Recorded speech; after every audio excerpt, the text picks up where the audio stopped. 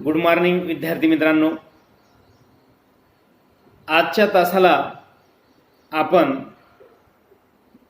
एका नवीन पाठाला सुरुवात करणार आहोत. त्या पाठाचं नाव आहे भारतातील समाज परिवर्तनाच्या प्रक्रिया. तर या पाठाला सुरुवात करण्यापूर्वी प्रथम मी तुम्हाला सामाजिक परिवर्तन म्हणजे काय हे समजून सांगणार आहे. तर परिवर्तन म्हणजे काय, तर बदल, चेंज असा आपण अर्थ घेतो. तर मग सामाजिक परिवर्तन म्हणजे नेमकं काय, तर हे पाहत असताना आपल्याला असं दिसून येतं की परिवर्तन हा निसर्गाचा नियम आहे आणि त्यामुळे या निसर्गातील सजीव निर्जीव वस्तूमध्ये सतत परिवर्तन होत असते. मग ते कुठं मंद स्वरूपाचं असेल, कुठं तीव्र स्वरूपाचं असेल, मात्र परिवर्तन हे होतच असतं, कारण तो निसर्गाचा नियम आहे. मग सजीव वस्तू असेल, मानव असेल, पशु असतील, पक्षी असतील, वनस्पती असतील, ज्याला आपण सजीव म्हणतो, यामध्येही परिवर्तन होत असते. आणि या निसर्गातील जे निर्जीव घटक आहेत, जसं ही भिंत असेल किंवा लोखंड असेल किंवा दगड असेल, ज्या निर्जीव वस्तू ज्याच्यामध्ये जीव नाही अशा वस्तू असतील, याच्यामध्ये सुद्धा परिवर्तन होत असते. म्हणून हा निसर्गाचा नियम मानलेला आहे. सामाजिक परिवर्तन पाहत असताना आपल्याला असं दिसून येतं की समाजाच्या रचनेत आणि कार्यामध्ये जो बदल होतो त्या बदलाला आपण परिवर्तन असे म्हणतो.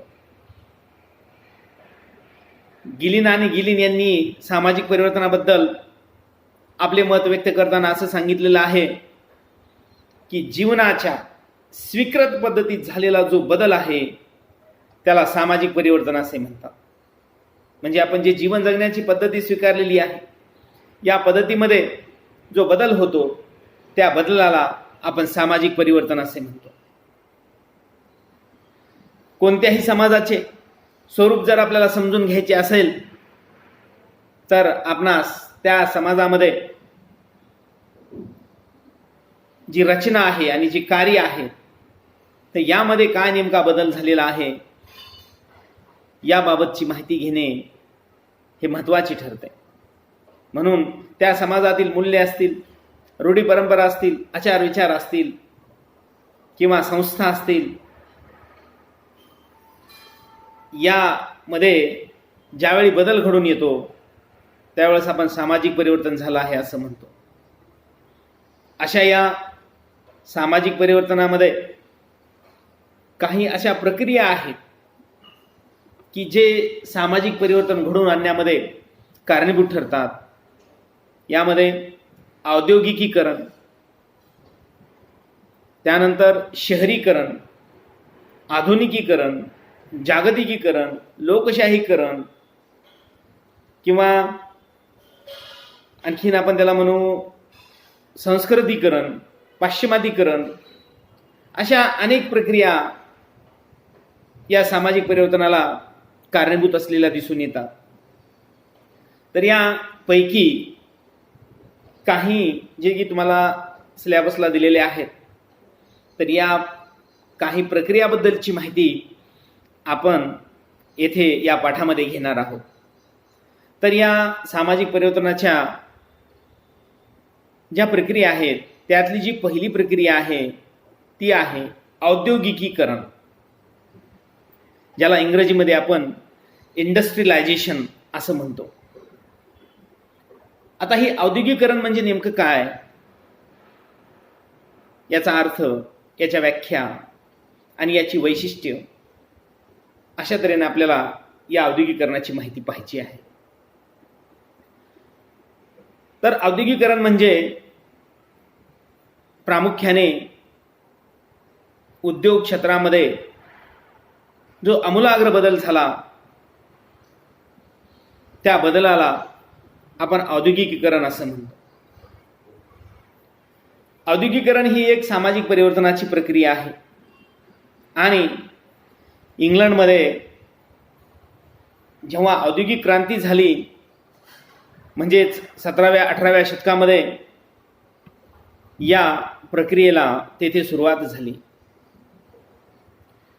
17व्या-18व्या शतकामध्ये वैज्ञानिक आणि तांत्रिक विकास हा झपाट्याने झाला आणि या विकासाबरोबरच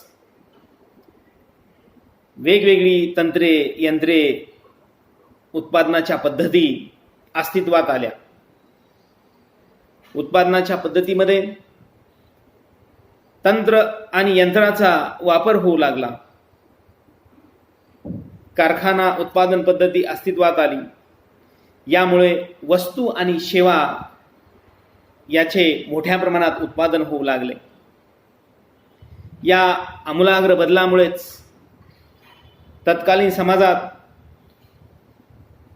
एक क्रांती झाली, ज्याला आपण औद्योगिक क्रांती असे म्हणतो. इंग्लंड या देशामध्ये या औद्योगिक क्रांतीची खऱ्या अर्थाने सुरुवात झाली आणि त्या प्रदेशामध्ये, त्या देशामध्ये उद्योगधंद्याची वाढ आणि विस्तार होण्यास मदत झाली. हा जो उद्योगधंद्यांचा वाढ आणि विकास झालेला आहे, जो विस्तार झालेला आहे, या वाढ आणि विकास होण्याच्या प्रक्रियेला आपण औद्योगिकीकरण असे म्हणतो. तर या औद्योगिकीकरणाच्या व्याख्या पाहत असताना बी. कुप्पुस्वामी असे म्हणतात की वस्तू, उत्पादन, वाहतूक आणि संप्रेषण. बघा काय काय, वस्तू, उत्पादन, वाहतूक आणि संप्रेषण यासाठी बाष्प आणि वीज यासारख्या अजैविक शक्तींचा, साधनांचा जो वापर आहे हा करणे म्हणजे औद्योगिकीकरण होय. काय म्हणले कुप्पुस्वामींनी की वस्तू असेल, उत्पादन असेल, वाहतूक असेल, संप्रेषण असेल, तर ह्या जे प्रक्रिया आहेत या प्रक्रियेसाठी बाष्पाचा किंवा त्याला आपण वाफ असं म्हणू, वाफेचा आणि विजेचा ज्यावेळेस वापर केला जातो तेव्हा त्या प्रक्रियेला औद्योगिकीकरण असे म्हणतात.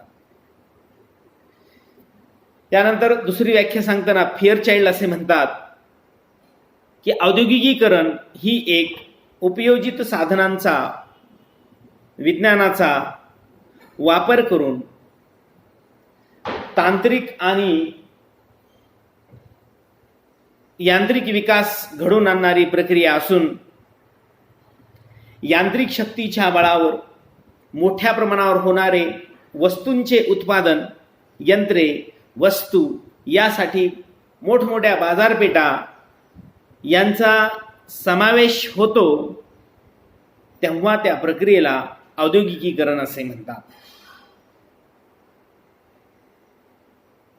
तर यांची या औद्योगिकीकरणाची व्याख्या पाहिल्यानंतर आपल्या असं लक्षात येतं की औद्योगिकीकरणामध्ये कारखाना, उद्योग याचा झपाट्याने विस्तार झाला आणि या विस्तारासाठी, याचा वाढ आणि विकास होण्यासाठी मोठमोठे यंत्रसामग्री किंवा विज्ञान याचा मोठ्या प्रमाणावर वापर केला गेला आणि यामुळे उत्पादन पद्धतीमध्ये आमूलाग्र स्वरूपाचा जो बदल झाला, उद्योगधंद्यामध्ये जी वाढ झाली, या वाढीला आपण औद्योगिकीकरण असं म्हणतो.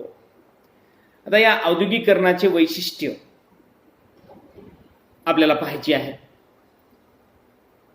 तर आपण एक एक एक एक एक एक वैशिष्ट्य पाहत जाऊ. यातलं पहिलं वैशिष्ट्य आहे औद्योगिक वाढ. नावाप्रमाणेच या प्रक्रियेमध्ये प्रामुख्याने उद्योगधंद्यांची वाढ होत असलेली दिसून येते. यात कारखाने किंवा मोठमोठे उद्योग असतील यांच्या प्रमाणात मोठा बदल झालेला आहे किंवा यांचा विस्तार झालेला आहे. या औद्योगिकीकरणामुळे किंवा या उद्योगधंद्यामुळे, कारखान्यामुळे छोटे छोटे उद्योग आणि हस्तकौशल्यावर आधारित जे छोटे छोटे व्यवसाय होते हे प्रामुख्याने बंद पडत गेले आणि मोठमोठे कारखाने किंवा आपण म्हणू उद्योग हे या क्षेत्रामध्ये स्थापन होऊ लागले आणि हे त्यामुळेच या औद्योगिकीकरणाचं पहिलं वैशिष्ट्य मानलं जातं. म्हणजेच या प्रक्रियेमध्ये उद्योगांचा वाढ आणि विकास हा झालेला दिसून येतो. म्हणून हे एक वैशिष्ट्य या प्रक्रियेचं मानलं जातं. यातलं दुसरं वैशिष्ट्य आहे यांत्रिकीकरण.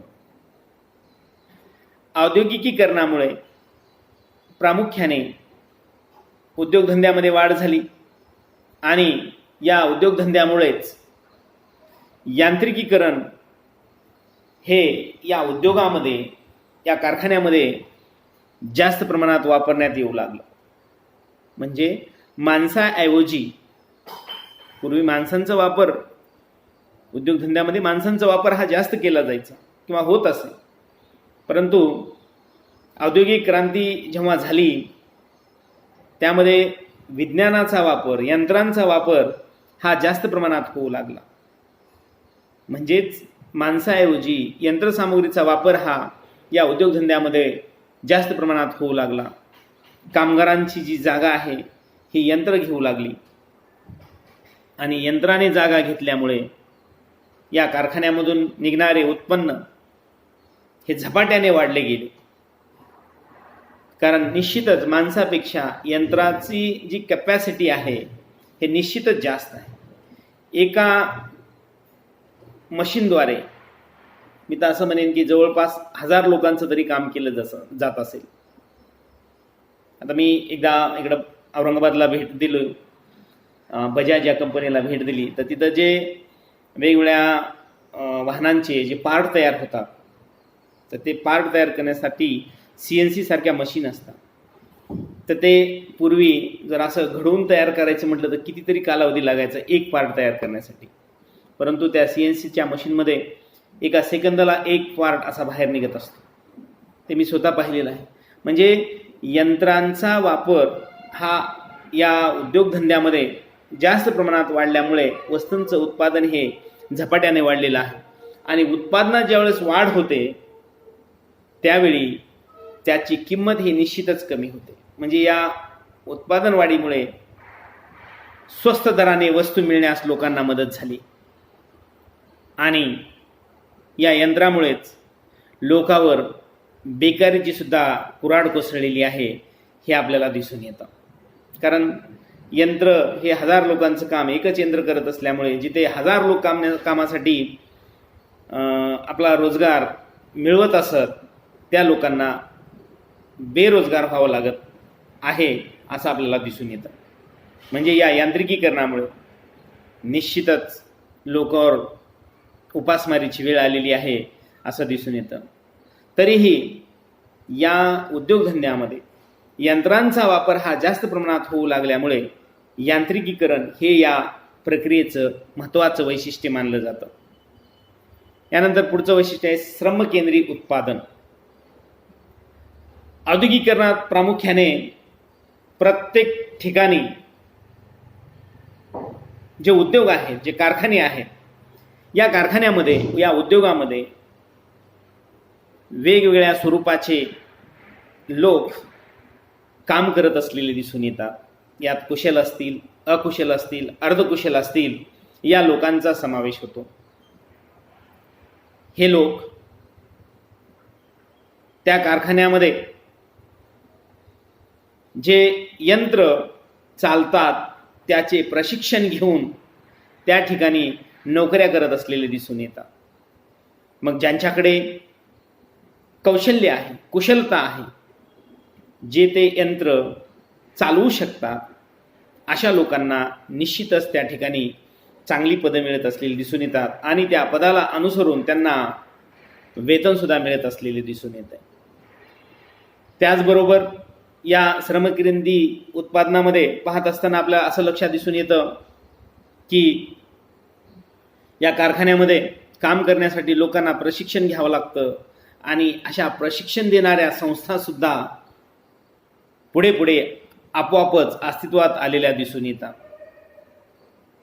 यामध्ये अभियांत्रिकी असेल, विज्ञान असेल, वैद्यकीय क्षेत्र असेल, महाविद्यालय असतील, विद्यापीठे असतील, तर या प्रशिक्षण देणाऱ्या संस्था अस्तित्वात आलेल्या दिसून येतात आणि त्यानुसारच लोक उद्योग उभा करत असलेले दिसून येतात. म्हणून श्रमकेंद्री उत्पादन हे या समुदायाचं वैशिष्ट्य मानलं जातं. चौथं वैशिष्ट्य आहे श्रम विभाजन. आपण श्रमकेंद्री उत्पादन बघितलं, आता आपल्याला बघायचं श्रमकेंद्र उत्पादनाच्या नंतर श्रम विभाजन हे पुढचं वैशिष्ट्य आपल्याला पाहायचं आहे.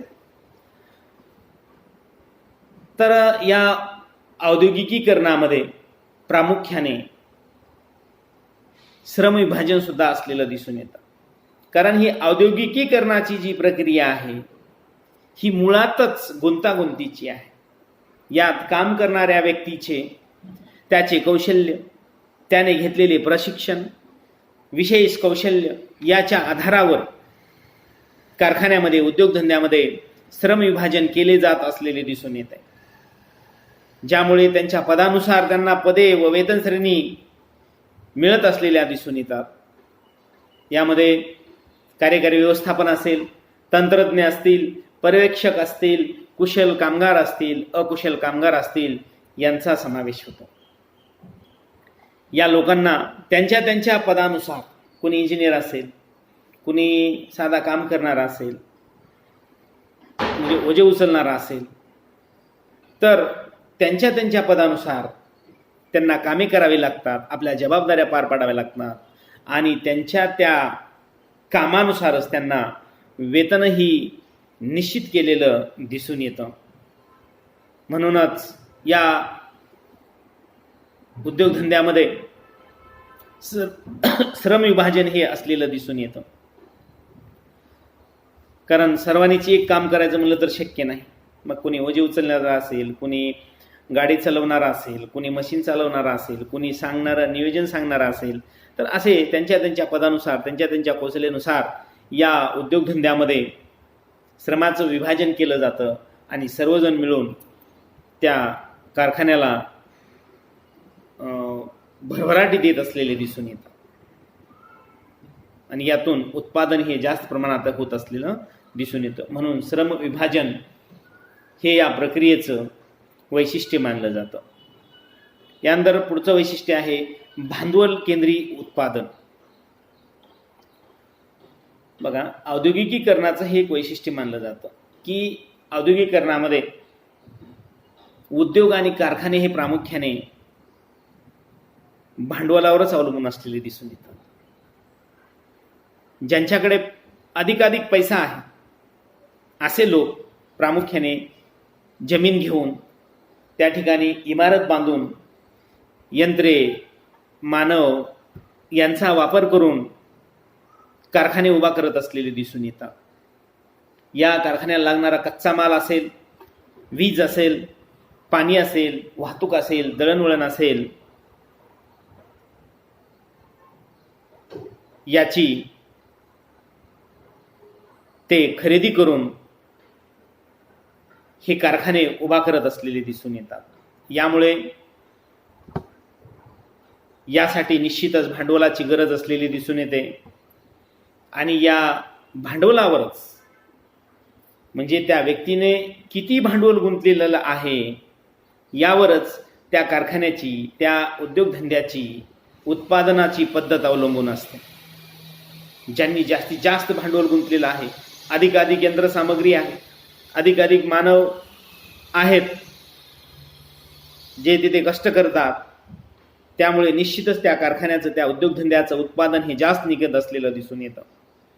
आणि म्हणूनच हा जो कारखाना पद्धत आहे, हा जो उद्योगधंदा पद्धत आहे, ही प्रामुख्याने हे भांडवलाच्या भोवती फिरत असलेली दिसून येते. भांडवलच नसेल तर उद्योगच उभा राहणार नाही. ही जी लागणारी सामग्री आहे ही पूर्णतः भांडवलावर उपलब्ध असल्यामुळे, अवलंबून असल्यामुळे हे ह्या प्रक्रियेचं एक वैशिष्ट्य मानलं जातं. पुढचं वैशिष्ट्य आहे नफ्यासाठी उत्पादन. तर या प्रक्रियेचं हे शेवटचं वैशिष्ट्य आहे. औद्योगिकीकरणामध्ये प्रामुख्याने नफा मिळवण्यासाठीच वस्तू आणि सेवांचे उत्पादन केले जाते. नफा नाही उगाच काही समाज सेवा करायची की नाही, काहीतरी पैसा मिळावा, काहीतरी फायदा व्हावा याच्यासाठीच कारखानदार किंवा जे मोठमोठे पैसेवाले लोक आहेत, भांडवलदार असतील, तर हे उद्योगधंदे उभा करत असलेले दिसून येतात.